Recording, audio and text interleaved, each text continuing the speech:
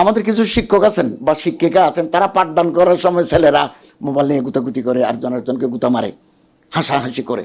এটা তো আমি ক্লাস আমি কোনোদিন করতে দিই নাই। আমার কলেজ ছাত্রলীগের কলেজ।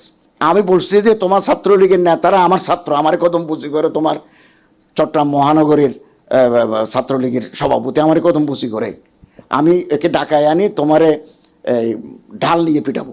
ফার্স্ট ইয়ারের ছাত্র বেয়াদবি করে আর কি, বাইর করে দিয়েছে ক্লাস থেকে বাইর করে দিছি।